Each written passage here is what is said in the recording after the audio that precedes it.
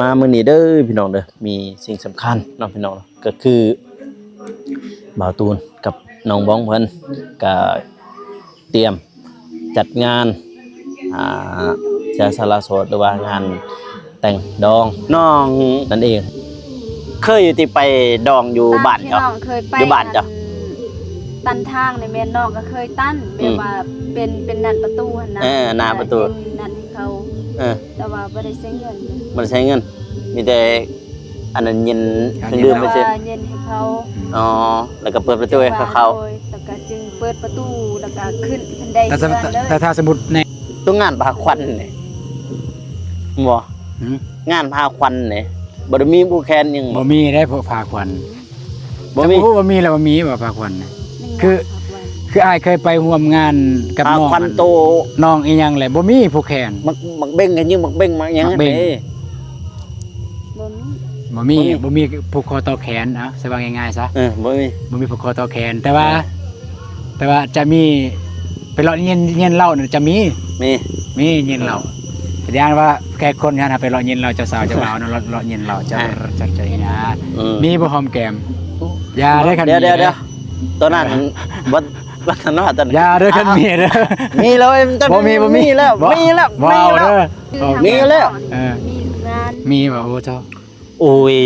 งานใดว่าสิบ่มีแต่ว่าคำว่าหอมแก้มมันมีเจ้าบ่าวหอมแก้มพี่บ่าวก็คือว่าจะซี่ทางบ้านนอกถ้าว่าสมมุติเด้อทางคุสุกเพื่อนให้หอมแก้มทางฝ่ายชายก่อนหอมแก้มถ้าว่าทางฝ่ายชายบ่หอมแก้มฝ่ายหญิงก็คือทางเจ้าบ่าวหั่นบ่ได้ทักแท้เพิ่นนี่อยู่บ่นั่นนั่นกันส่วนกาแฟหักเด้อสิให้กันได้ว่าเด้อเอาสิให้อีบ่นี่เด้อใจตรงกันแท้เนาะเอาแลกเลยซะอันนั้นน่ะแต่งหน้านี่ในราคา1,800,000นี่มีแต่คนเดียวเลยบ่เลยว่าสมมุติว่าคือเจ้าสาวมันมีเพื่อนมีเพื่อนเจ้าสาวอ่ะนะมีเพื่อนเจ้าสาวบ่แต่งให้บ่อันนี้ต้องขอเจ้าสาวเด้อเนาะโอ้ในราคาสำนักเพิ่นตั้งราคาสมมุติสำนักเนาะบ่ปกติแต่งเจ้าสาวแล้วก็แถมแต่งแม่ให้มื้อนี้น้องบ้องเพิ่นสิใส่ชุดแบบใดชุดทางบ้านเฮาเองบ้านเจ้าเองบ่เด้อเสื้อชุดลาวชุดหรือชุดแบบชาวเขาที่พี่ใหญ่เพิ่นฝากมาได้ชุดลาวเบิ่งความงามมื้ออื่นจักงามสำใดบ่ได้แต่งหน้าแต่ว่าความหล่อเนี่ยมีอยู่แล้วแม่นมีอยู่แล้ว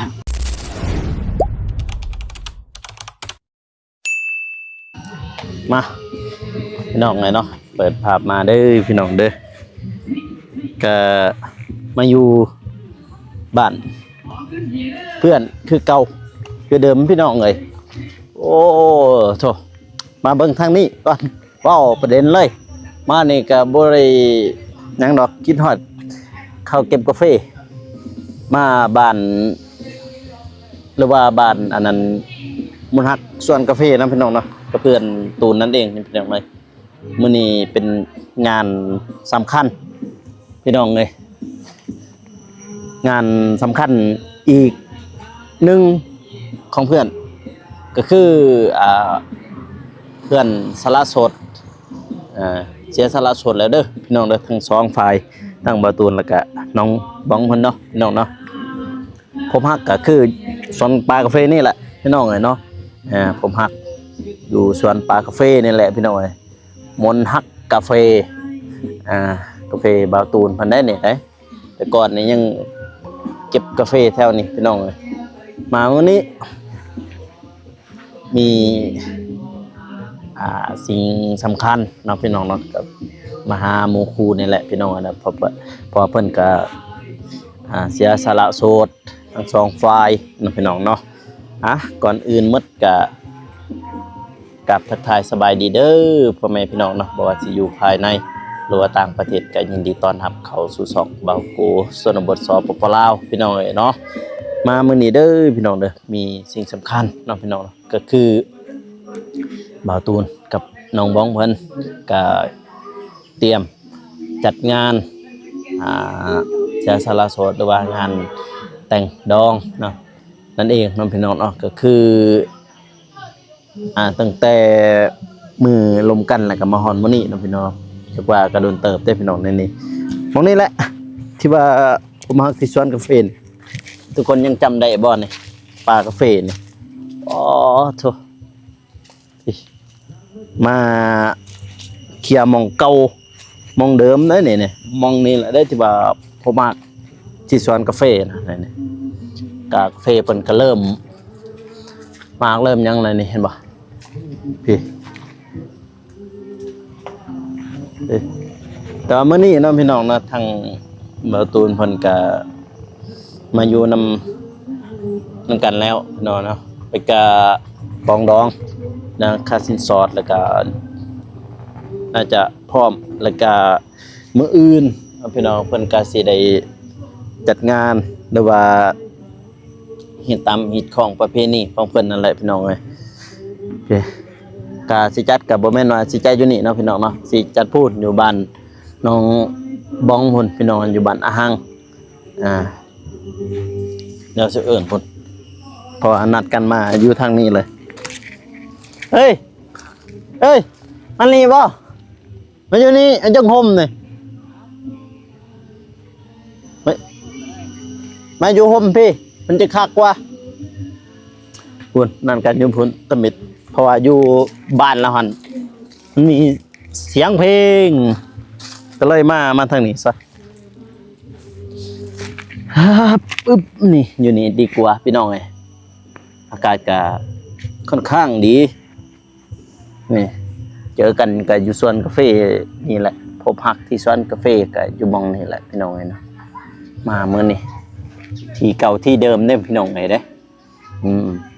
แล้วก็สิถามเพิ่นแม่แน่เนาะพี่น้องเนาะแล้วก็เพิ่นสิ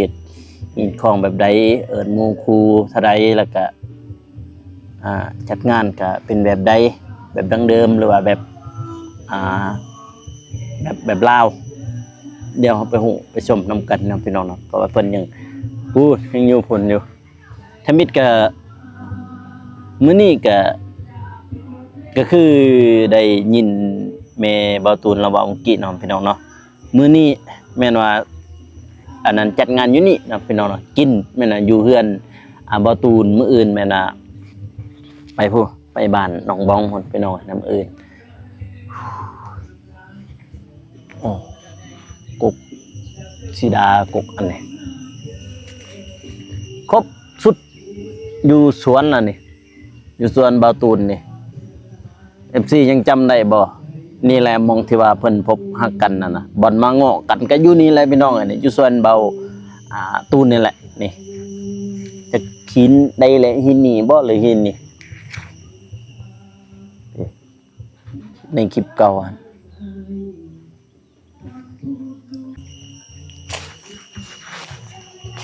ผมหักที่สวนกาแฟกะที่ปากกาแฟโอ้กะนั่นนี่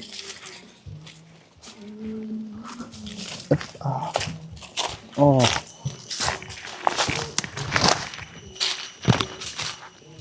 ครบสุดเว้ยหมากนี่มีหมากยังก็มีเบิดส่วนบาตูนคักอยู่นั่น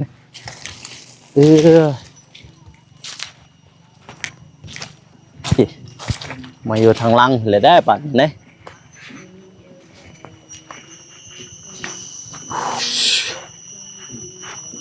แทงดีไปดิโอ้ยเห็นยังบ่โอ้คืออยากดำเลยมาบ้านนี้พี่น้องเลยนี่น่าจะได้ยินเสียงอยู่หรอกนอนมาแม่นไปอยู่ไสอยู่บ้านนี่แหละว่าอยู่ไสล่ะออกอยู่นี่มุดอยู่นี่โพอยู่พุ่นแนวมาแล้วตัวน่ะมาวันนี้พี่น้องเนี่ยกะฮอดมือฮอดวันแล้วเนาะโดยก็ฮอดมือฮอดวันก็ฮอดวันเขาเฮือนฮ้อเลยเด้2อันนี้เนี่ย2คนปานนี้ก็ว่าง่ายก็คือ2คนปานนี้ก็เสียสละโสดแล้ววันนี้ทั้ง2คนโอ้สละโสดแต่ใดแล้วเอาวันนี้ประตูนี้นี่สำคัญแล้วตอนนี้เลย แต่ชีวิตทันก็คือแม่นเฮายังอยู่นำกันเนาะใช้ชีวิตนำกันแต่ว่าบางคนก็ยังบ่ทันฮู้ได้ว่าบ่ตูนนี่มีเมียแล้วบ่อันน่ะบัดนี้หันมื้ออื่นนี่จัดงานดอก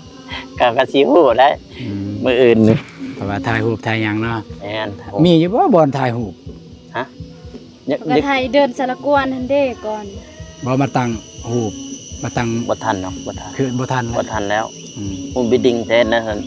มันก็เว้าตัวนั้นมันแหละก็จะเฮ็ดแบบเดิมหรือว่าแบบใหม่ แบบเดิม แบบเดิม แม่นแบบเดิมแบบเรียบๆง่ายๆบ่ต้องมีหยังลายนะ อืม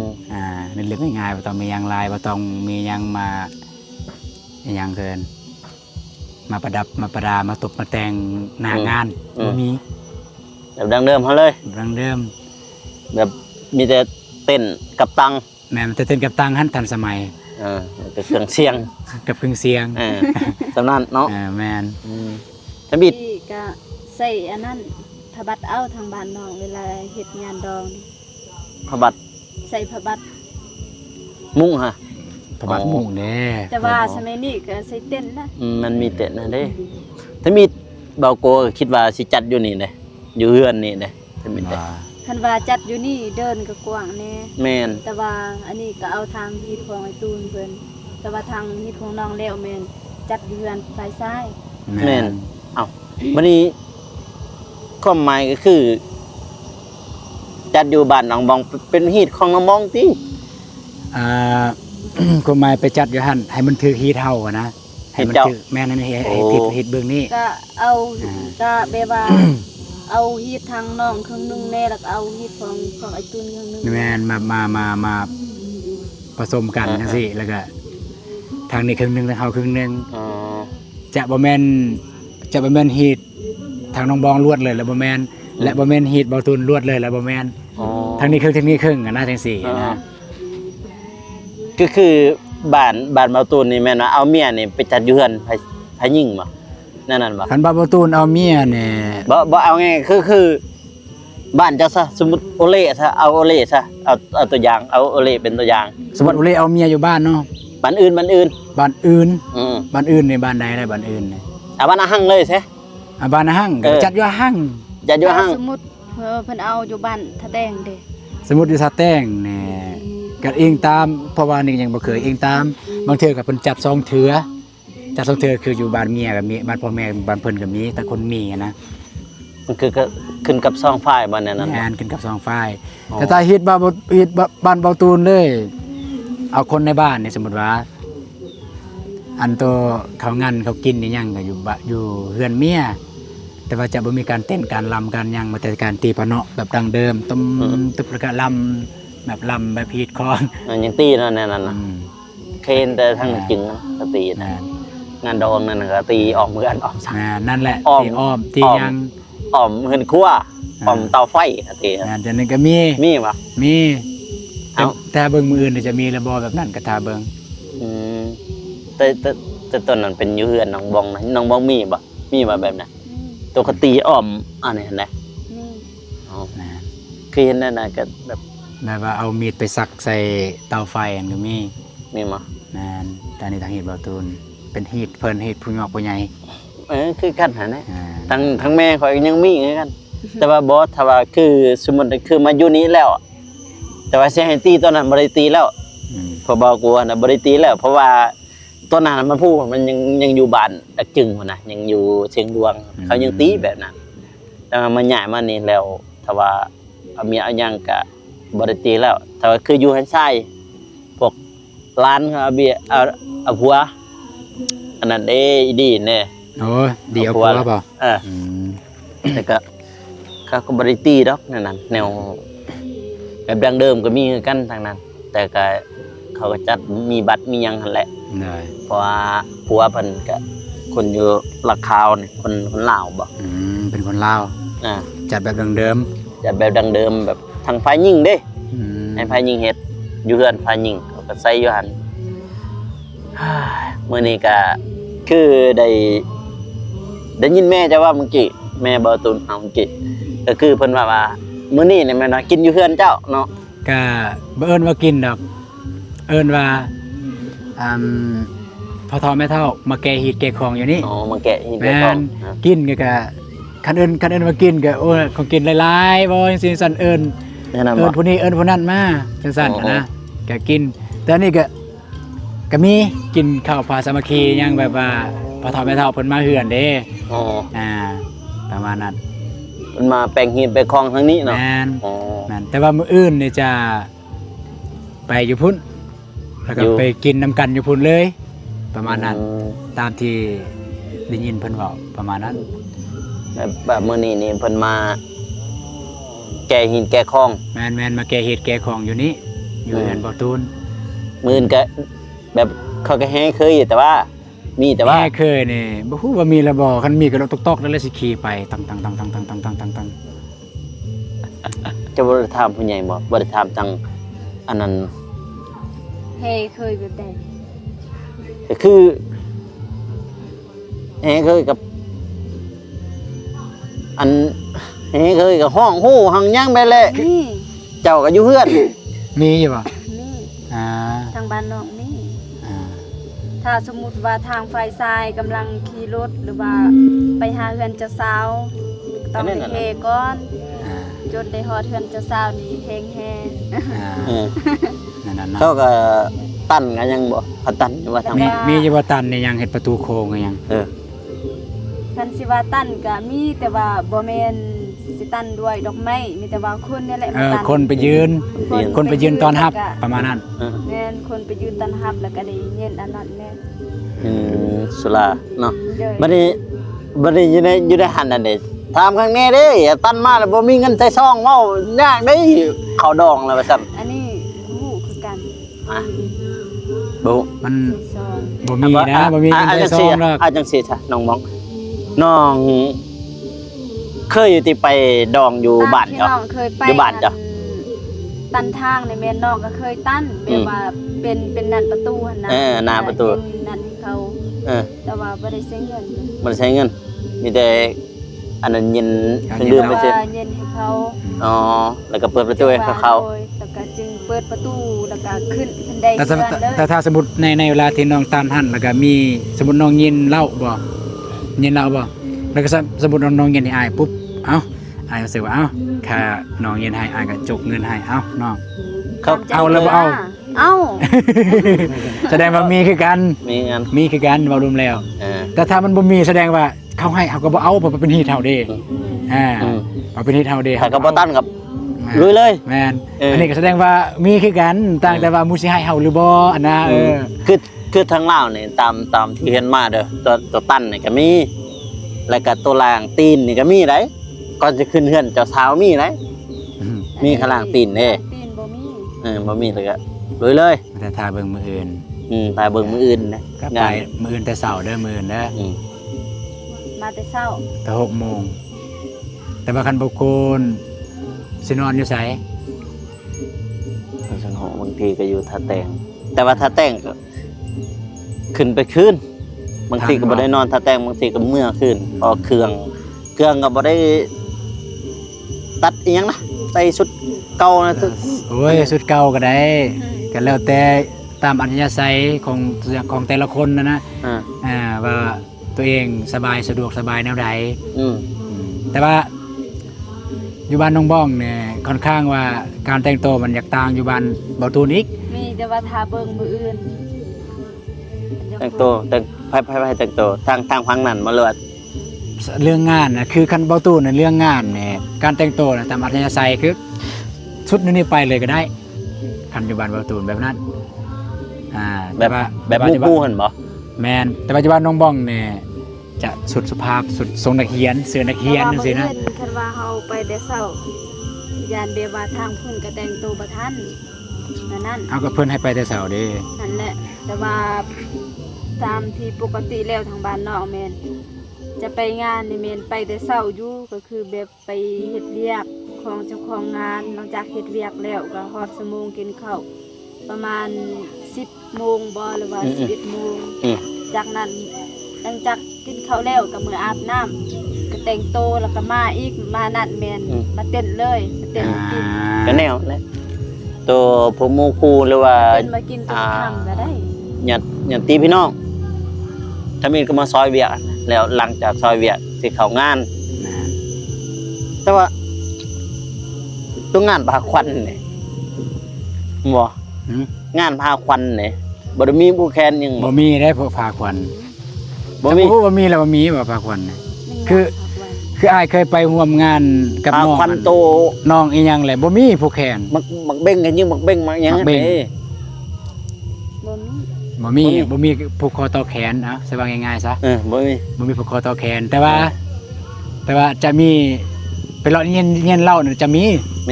มี เย็นเหล้าแสดงว่าแขกคนนั้นไปเลาะเย็นเหล้าเจ้าสาวเจ้าบ่าวเนาะเลาะเย็นเหล้าจะใจนะ อืม มี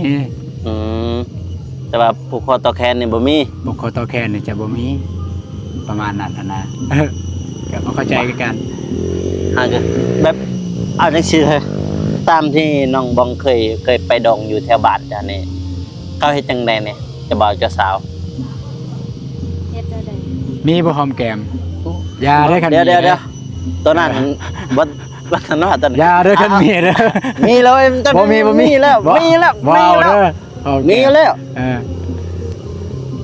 คือน้องก็เคยไปแต่ว่างานดองหมู่ครูอยู่ในบ้านน่ะ ใช่ เคย แต่ว่าจะบ่าวนี่บ้านอื่นหรือว่าบ้านเดียวกัน คันว่าบ้านเดียวกันแม่นเฮ็ดแต่มือเดียวเลย อืม แต่ว่าบ้านอื่นก็เฮ็ด ก็เฮ็ดแนวนี้แหละทางไฟยิงไปเฮือนทางไฟซ้ายก่อนก็คือไปเอาขะดองนี่แหละ แล้วกลับมา แล้วก็มา แบบคืออันคือน้องเคยบอกว่าตัวเองเคยปั่นประตูวิวาห์เนาะเคยตันเนาะเคยอันนี้มันนี้คือจะบ่าวเขาไปแล้วก็นั่งแล้วก็เขาเว้าความอยู่หันแม่นบ่แน่นั้นบ่ แม่น เว้าความกันแบบว่าเว้าว่าเรื่องฮิตเรื่องคองก่อน อืม เพราะว่า คือจังซี่คือตามข่อยเข้าใจได้ก็คือขึ้นไปแล้วนั่งสิเฮือนเนาะนั่งแล้ว ก็คือทั้งมันสิมีดอกพายยิ่งหรือว่าพายชายห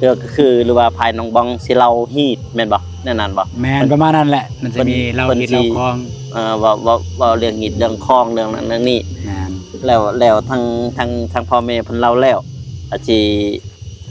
ทางบ่ตูนนี่เนาะสิเล่าเนาะเพิ่นก็สิเล่าแต่ว่าขอบก็เป็นนี่ ก็ซ้ำว่าเล่ากันแหละ แบบว่าเกินมาจะได้เนาะ บอกสอนนะยังไง แบบสิว่าจะได้ว่าแบบภาษาลาวเนาะสิว่าบะกับบ่แม่นบะนะบะกันคล้ายๆคือบะกันนั่นแหละ โอ้ คล้ายๆคือจังซั่นน่ะนะบะบ่แม่นบะให้มันบ่ดีได้บะให้มันดี อ่ะนี่มันบ่ บะให้มันดีอย่างคอยบะเจ้าบะคอยบะให้มันแนวดีๆนะให้มันตีกับมันตองฮีดเจ้านั่นน่ะฮีดคอยแนวนี้แล้วก็เว้าประมาณนั้นนะ โอ้ แล้วก็ตัวอย่างว่าคอยให้อันนี้เจ้าให้อันนั้นมาให้มันถึกจังซี่ อืม แต่ว่าก็สิคือสิบ่ดนไปพุ่นบ่ดน เพียงบ่ด แบบเวียกบ่ดน ฮะ เวียกกันนะบ่ดนจะแล้วไว้ แต่ว่าจะมีการเกินว่ามีฮิตๆหนึงบ่โดนบ่ฮู้สิเว้าคือกัน ตีปะเนาะแล้วก็ลำเอาฮีตเอาคองซิ โอ้เอาอย่างงี้เราคลองอยู่อะนะฮะ อยู่เฮือนพ่อเฒ่ากันนะพ่อเฒ่าแม่เฒ่า อืม ตีปะเนาะบุ้มบุ้มบุ้มบุ้มบุ้มบุ้ม อืมมันเข้าฮ้อได้บ่นี่ ข้าวห่อเนี่ยบ่มีข้าวห่อ บ่มี บ่มี มีแต่ว่าเว้าความกันอยู่หั่น แม่นได้เว้าความอยู่หั่นแล้วก็แล้ว แล้วเลย แม่น อ๋อ ยังไงแบบนั้นนะ แล้วก็จังนั้นก็ฟ้อนลำวงเนาะ แม่นแล้วก็ฟ้อนลำวง แล้วก็เอิ้นมาเต้น อืม มาฟ้อน อืม ทางเจ้าสาวเจ้าบ่าว อืมแล้วก็แล้ว แล้วแต่ว่าเจ้าบ่าวนั้นบ่ได้ซ้อมเต้นซ้ำบ่ฮู้สิเต้น เย้ยเต้นแบบ คือเคยเต้น อ่า เต้นแบบใด เต้นได้ พรบ่ เต้นได้ เต้นพ บ่ ร เต้นได้แต่ว่าคันให้หอมแก้มนี่ยากเด้ บ่ยาก คนหลาย โอ้ยบ่หลายหรอกนะสิไล่ไส ก็ แม่นนายก็อาจจะหอมเกมบ่กล้าปานใดแน่เพราะว่าน้องก็เคยเห็นคนทางบ้านนี่แหละ ผู้ชายคิดสิหอมเกมผู้หญิงจนให้ ผู้หญิงหนี้บ่ บ่แม่นนี้แต่ว่าเฮาก็บ่กล้าปานใดอะนะเพราะว่าคนหลาย คนหลายเด้เฮาแบบ มันบ่ได้เคยแบบนั้นนะแบบคือบ่จังบ่ตุนเนี่ยบ่เคยนะ โอ้ยมันมีอยู่แล้ว เรื่องตัวน่ะ อืม งานใดสิบ่มีตัวหอมแก้มมันมีอยู่แล้วตัวหอมตัวหอมแก้มพะยิงจะบ่าวจะสาวหอมแก้มกันมันมี มันก็แล้วแต่โคซกซะซั่น ฮะ แล้วแต่โคซก แต่ว่าถือทางบ้านนอกนี่มีทุกงาน มีบ่โอ้เจ้า โอ้ยงานใดว่าสิบ่มีแต่ว่าคำว่าหอมแก้มมันมี เอ้าเจ้าบ่าวหอมแก้มพี่บ่าว ก็คือว่าจะซี่ทางบ้านนอกถ้าว่าสมมุติเด้อทางครูสุกเพื่อนให้หอมแก้มทางฝ่ายชายก่อนหอมแก้มถ้าว่าทางฝ่ายชายบ่หอมแก้มฝ่ายหญิงก็คือทางเจ้าบ่าวหันบ่ได้ทักแท้ผู้หญิง นั่น นั่นแหละมันเป็น แล้วก็ทางผู้หญิงอีกหอมแก้มผู้ชายเจ้าบ่าว เออ ถ้าว่าผู้หญิง บ่หอม ก็บ่กล้าหอมก็แสดงว่าผู้หญิงบ่ได้มัก อืม อืม นั่นได้เป็น กับมันมีเบัดทุกงานแหละแต่ว่าเขามาหอมแก้ม พอไปงานใดมันก็มีเพราะว่าเขาได้จัดอยู่แล้วนะนี่นะฮะแล้วก็ฟอดระวงก็มีตัวนั้นน่ะตัวนั้นหลีกเลี่ยงบ่ได้อยู่แล้วตัวนั้นตัวขมาวฟอดระวงติแต่จะว่าสินอกกอดนั่นที่น้องปลายว่าลุกขึ้นเด้อ ครับ อันนี้แห่งกินบ่เก่งอีก บ่เก่งช่างแล้วเนาะตัวนั้นก็ซ่อมข้อไว้เลยจนหอดมือหอดย่ามมันแข่งกับเขาอีกเนี่ยเรือไม่เบื้องนั้นเฮ้ยมึงลุมบ่หรือว่าอยู่พุ่นบ่ไปอยู่พุ่นนะไป เดือมว่ะ อยู่ปลากระเพนะอยู่นี่มันแดด โอ้เด็กน้อยไปเหี่ยวไปหยังยัน ล้างห้องน้ำ ก็อยู่พุ่น ไปอยู่หันไปมาใหญ่พื้นที่เมื่อกี้อยู่หันฮ้อนอยู่หันมันยังมาอยู่นี่ มามอง อัน ส่วนกาแฟ มาชวนกาแฟเก่า หมดแล้ว มันรีดได้ หมดดำมัน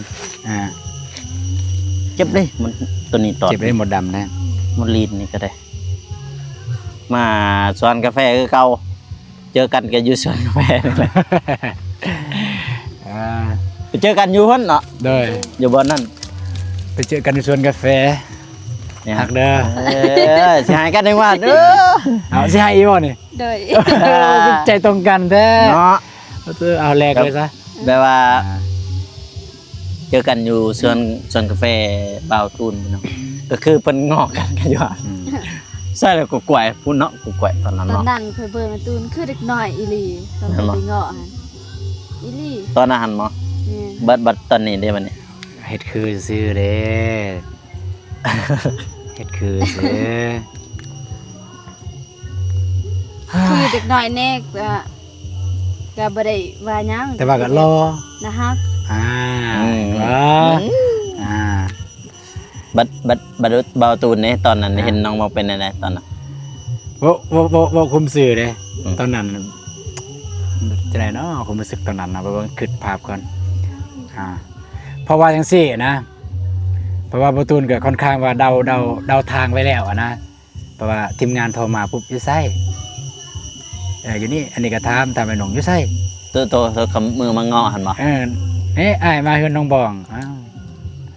สิแม่นด้วยความว่าเฮาเคยแล้วนะเคยแบบไปนํกันนะสิแม่นไปเอาน้องบองแล้วนี่แต่ก็บ่ได้คิดว่าร้อยเลยบ่แม่นก็ธรรมดาคิดน้องมากอะแต่ว่าก็เห็นในความจริงใจเห็นในความจริงใจของน้องเพราะว่าน้องเพิ่นก็เป็นผู้หญิงแต่ว่าก็ให้ผู้หญิงไปง้อเองนะแสดงว่าน้องมีความจริงใจในความจริงใจอยู่หั่น ไปเงาะก็บ่แม่นสิเงาะส่วนโตวเขาเงาะทั้งลูกเขาเพี้ยนหมด บัวแต่ไปแล้วเห็นบโลกเลยตอนน่ะมือเสาร์มือมากกันอยู่ในบ่อโคไปหน่อยมืองอกนี่เต็งกับบ่ฮู้เต็งได้ยินอยู่บ่เตียงว่าสิไปเฮือนนางบองแต่ว่าเฮาข่อยก็เบาตูนยังเก็บกาแฟตอนนั้นยังเก็บกาแฟเพิ่น มาท้าแต่งตัวท้าเพราะว่าสิไปกับทีมงานก็เลยว่ามาอยู่กับปากาแฟซะ มันเก็บกาแฟก่อนเขาบอกกันมามันเก็บกาแฟก่อนแล้วเก็บกาแฟแล้วจึงสิไปนำเต็มงานพอดีหลังจากนั้นมันเจอน้องบองเพิ่นมาเงาะบาตูนอยู่พี่แหละอยู่สวนกาแฟนั่นแหละพี่น้องในเดือนหยังวะเดือน10 10 เนาะ ประมาณเดือน เดือน 10แม่นะประมาณเขาเก็บกาแฟเด้ 10ประมาณช่วงนั้นแหละเดือน10เดือน11 เก็บกาแฟ ยังขึ้นเฮือน แม่น ขึ้นเฮือนจ้ะ ขึ้นเฮือนในเมนวันที่ยังเนาะเดือน10วันที่ บ่จื้อแล้ว วันที่8บ่หรือว่าวันที่9ประมาณนั้น แต่หมู่คู่เด้ทางน้องบองบอกเบิดแล้วบ่ บ่ครูบ่ อืม น้องบอกหมด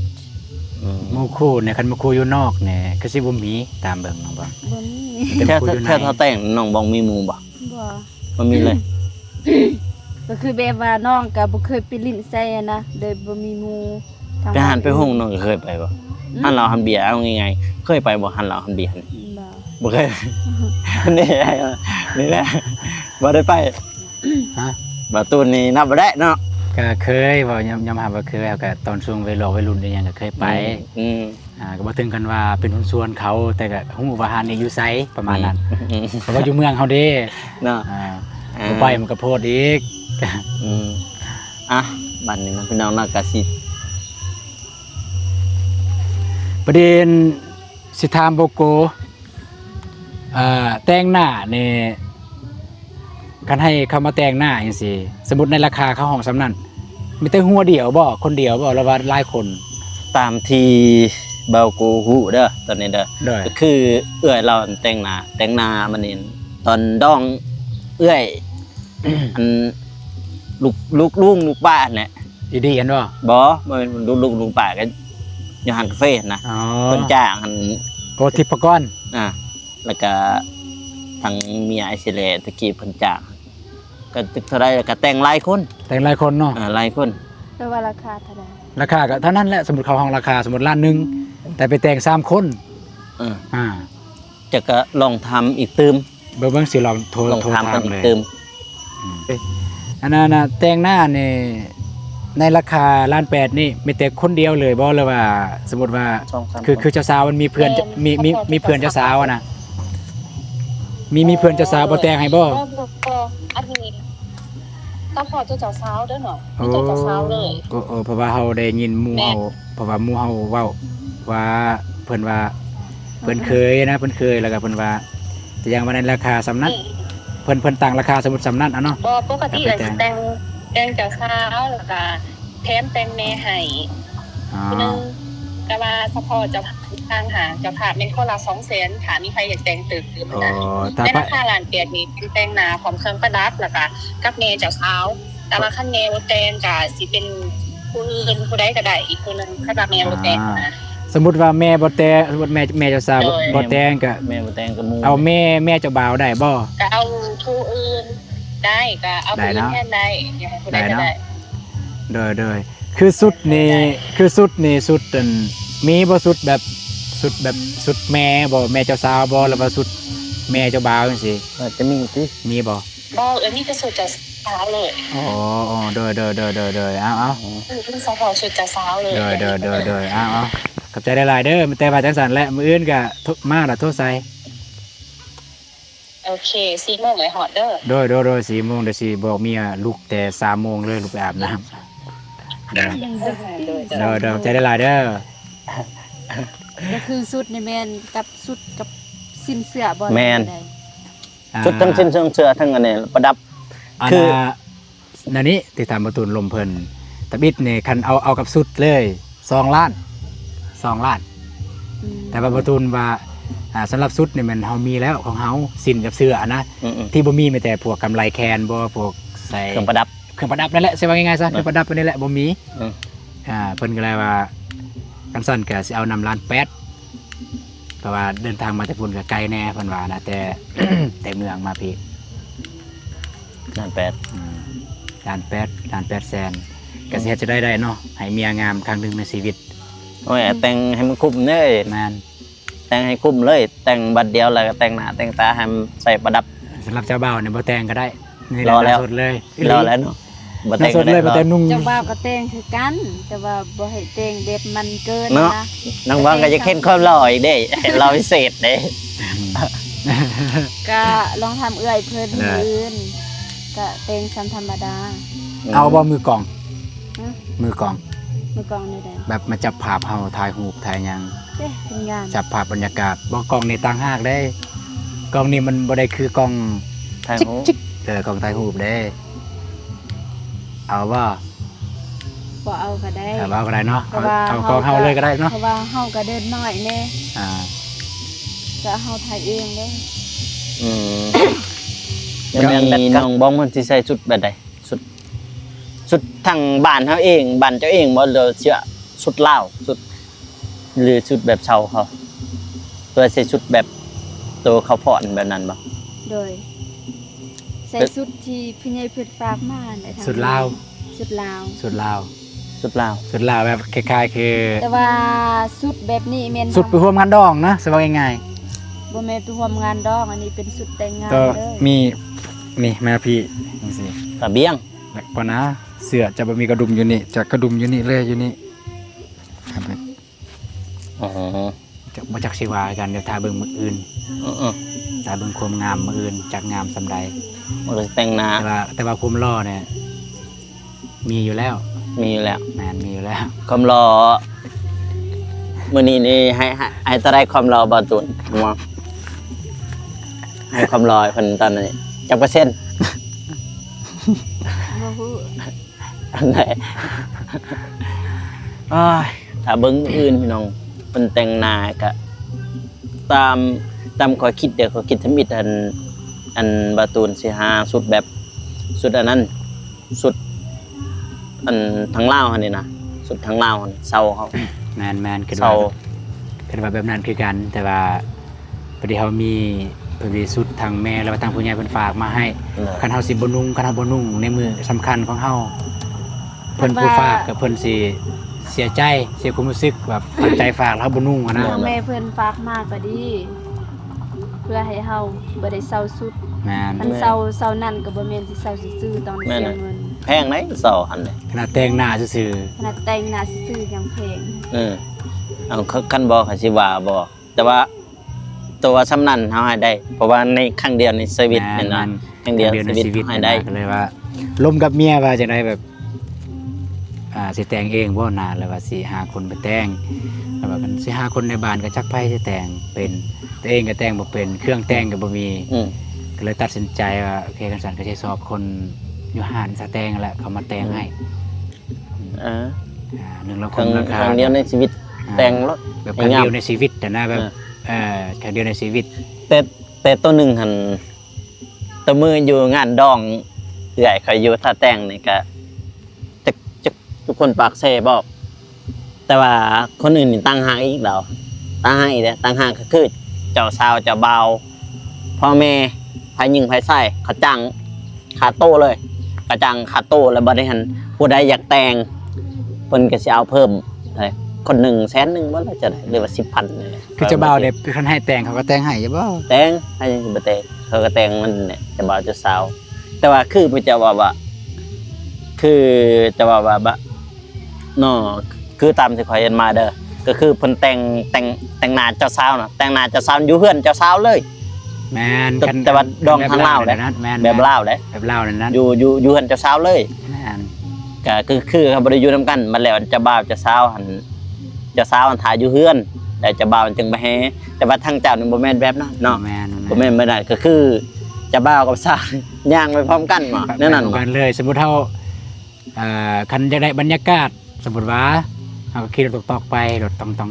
ก็จะบ่าวเจ้าสาวนั่งงานนํกันเลยไปเลย มีคนขับอื่นนะ นั่นเนาะ อันนั้นอันนั้นมันจะได้บรรยากาศ มันแปลกก็คือเพิ่นจัดแบบดั้งเดิมพี่น้องเพราะว่าก็คือเบากูก็เป็นครั้งแรกเลยที่ ค จั รั้ ด งแรก งาน คือกันครั้งประวัติศาสตร์ บ่ เลย ตัวจะไปอ่ะนะเจ้าไปงานดองเป็นครั้งแรกแบบ แม่ ที่เห็นมานะ ครั้งแรกเลยครับ แม่นะ บบแต่ว่างานเล่าเนี่ยก็ไปได้เลย อ๋อง านเล่าไปได้เลย งานเราไปเรื่อย แมน ๆพอคอยในครั้งแรกที่เจอแบบงานแบบว่าแบบนี้นะแต่ทางนักจึงก็เจอกัน แต่บ่แม่นแบบนี้ แต่ว่าทางได้จึงก็คือจะว่านะจะบ่าวจะสาวแล้วก็ไปนำกัน เข้าไปหันคือทางได้จึงก็เห็นมันเนี่ยเข้าไปนำกันแหละขึ้นเฮือนเขานึงแปลงหีดแปลงของอยู่เฮือนก็ลงมาแล้วก็เต้นลำวง แล้ว นั่นน่ะเนาะ อยู่รถเก่งเด้ อันนี้ก็คล้ายๆแบบนั้นนั่นแหละขึ้นเฮือนแล้วก็ไปเฮ็ดเป็นคลอง อ่า อ่า แล้วก็ลงมาวันละมุงมาเท่านั้น อันนี้ซัมซาเดนลงไปเต้นน้ำวงน่าจะแม่นซ้ำประมาณ10หรือ11 12โมงพุ่นแหละตามเบิ่งนะ ใช่ เฮา แบบแขกเด้แขกในบ้านนี่ จะได้ กินข้าวจากมุ้งมันนี่แขกอยู่ในบ้านกินข้าวจากมุ้ง คือน่าจะแม่นว่าแล้วแต่แขกว่ามาจากโมงถ้าคงกินแล้วไวน่าจะแล้วไวอยู่เพราะว่าทางนั้นก็ขอเฮ็ดมื้ออื่นในคันเฮ็ดมื้อนี้นี่แม่นของกินทันบ่ทันคันมื้ออื่นเนี่ยเพิ่นจะเฮ็ดท่าเลยตั้งแต่ตอนกลางคืน เช้า เลย และ1 โมง 2 โมงสำนั้นแหละ ตั้งแต่1-2โมงบ่ได้ท่าเลย เฉพาะสิ้นหมู่บ่จังซี่ก็สิแม่นตั้งแต่นี่แหละอันเฮ็ดไว้ท่าเลย กับมื้ออื่นประมาณนั้นพี่น้องประมาณบ้านเฮาครบให้คอได้ไปให้เคยได้จักโมงตามพระเจ้าวางกันไว้ แห่เนี่ยบ่มีนะแห่เคย บ่ตอนเฮาออกจากเคลื่อนเจ้านี่นะ ตอนออกตัวนี้ว่า เออ นัดกันเนี่ยทางนั้นทางนี้นัดกัน เว้ากัน 6หรือ7โมงสำนั้นไปพุ่น6หรือ7โมงมันไปเลย แม่นไปพูน แม่นไปอยู่พุ่นเลย แล้วก็เว้าความกัน แม่นแล้วก็เว้าเกินว่าเว้าความก็บ่แม่นดอก เนี่ยเกิน เว้าฮีด เว้าฮิต เว้าฮีดกัน แปลว่าเขาเกินว่าคำสัญญาต่อกันแม่นบ่แน่นอนบ่ ก็ แม่นบ่ สิว่าสัญญาก็บ่แม่นนะก็แปลงหินแปลงของอะไรตัวอย่างว่า ทางนั้นอยากให้เฮ็ดแนวใดในกรณีว่าลูกเจ้าของออกแต่เฮือนบ่ได้อยู่เฮือนออกสร้างครอบครัวว่าซั่นซะอยากให้ทางเฮาเฮ็ดแนวใดให้มันถูกตามเหตุตามของเพิ่นเฮาก็เฮ็ดให้เพิ่นและทางเฮาก็ในเมื่อว่าเฮาเอาลูกเพิ่นมาอยู่เฮือนเฮาและตอนนี้เฮาลงไปหาเพิ่นอยู่เฮือนเฮาอยากให้เพิ่นเฮ็ดและปฏิบัติกับเฮาแนวใดเพิ่นปฏิบัติแบบนั้นแล้วก็จึงแล้วเฮ็ดแล้วของก็คือโอ้เข้าใจแล้ว ประมาณนั้นนะ ประมาณนั้นพี่น้องถ้าปึงมืออื่นหมดแหละอันเศร้าๆมาทมิดเราก็คิดว่าสิมานอนเฮือนบ่าวตูนแล้วก็สิมาซอยเวียกแต่ที่จริงแล้วเพิ่นว่ามื้อนี้หั่นเวียกนี่อยู่เฮือนเพิ่นนี่บ่มี แม่นบ่มีเวียกแล้ว บ่มีคุณ สิมีเวียกอยู่เฮือนพ่อเฒ่าแม่เฒ่ามีเวียกเพราะว่าเพิ่